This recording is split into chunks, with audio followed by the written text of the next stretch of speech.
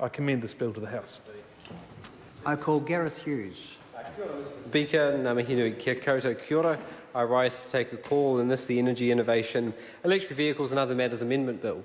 I don't know if there has ever been a more misnamed bill put in front of this House. This bill is not about energy innovation. This is about energy tinkering around the margins. This is about energy bureaucracy. This isn't about any energy innovation. I don't even know if the Minister's actually looked up in the dictionary what the definition of innovation is, because it's not contained in this legislation, Mr Speaker. Now look, it does three things. Three pretty reasonable small things. We'll vote for it because they're pretty reasonable things, but they are small things. They're not innovation. So look, it moves around the levies that EECA can use. That's not innovative. It allows the extending the road user charge exemption to include heavy vehicles. Look, it's reasonable, but it's not innovative. Not when you look at what's happening in Europe and America and Asia. And then it clarifies how the electricity industry legislation applies to secondary networks. Again, just a bureaucratic tweak. Hardly innovative. I mean, let's go through it. So sure, EECA can now access some old levies and put them together. Probably a good thing. The big problem is, though, EECA has been consistently underfunded by the government. We now see the home insulation scheme run very well by EECA, the lowest point ever in 9 years. Now, I'm proud of what we achieved working with the government to insulate 300,000 homes, but now we're doing only 6,000. The funding is running out. It's being left up to absolutely no one at all. Now, the fact is we still have more than 700,000 substandard homes in New Zealand, homes where our kids are getting sick from the damp and cold. There are 40,000 trips to hospital made by New Zealand children because they're sick as a result of their housing, and 1,600 additional wintertime deaths. If we're going to be innovative, let's set a target of upgrading the million substandard homes in New Zealand.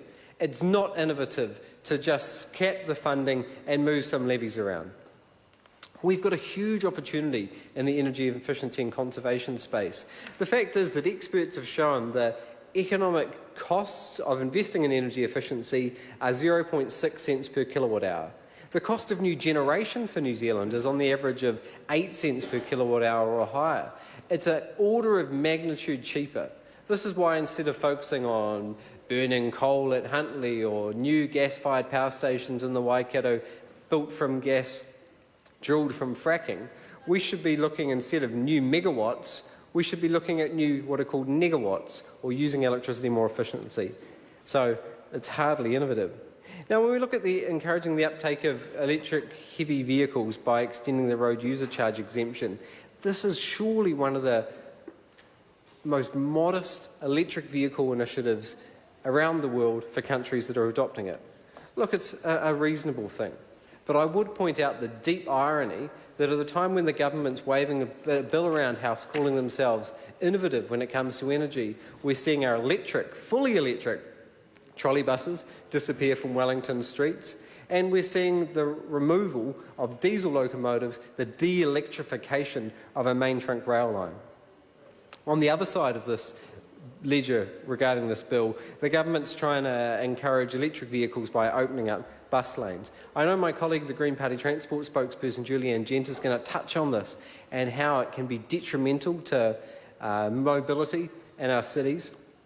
I would point out that we did hear this very consistently in the Select Committee, this message. Now, why I called it an energy bureaucracy bill was because what we heard from councils is, because this legislation won't give them easier, common sense ways to enforce it, basically we're going to be once again putting another fiscal burden onto local governments. Local governments are going to go out and have to buy expensive cameras, have to monitor which vehicles are in the bus lane or not to use electric vehicles. Instead of spending money to support electric vehicles by, for example, investing in infrastructure, I know some of our councils are doing a fantastic job doing that, we're going to be seeing the money instead spent on bureaucratic monitoring. Now, if we were really going to be innovative about electric vehicles, we'd be looking at measures such as changing the fringe benefit tax rates. We would be looking at a modern state highway infrastructure network. We would be looking at a symbolic step from this government, instead of buying and driving around diesel limousines, going to the future and driving perhaps the Tesla S. Now, this is why Simon Bridges, he's launched the same policy 8 times, because it's more about spin, right?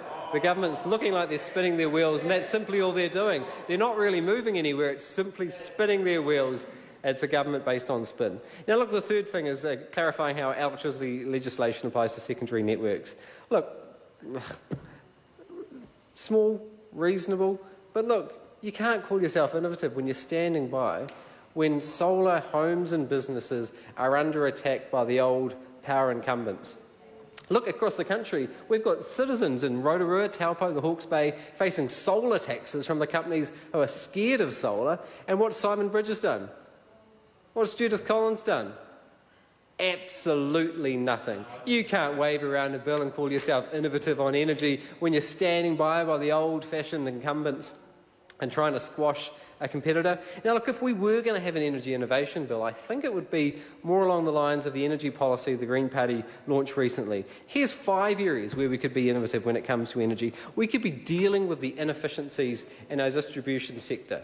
Now, we've got 29 different lines companies across the country all duplicating things, duplicating back-end services. They're reinventing the wheel.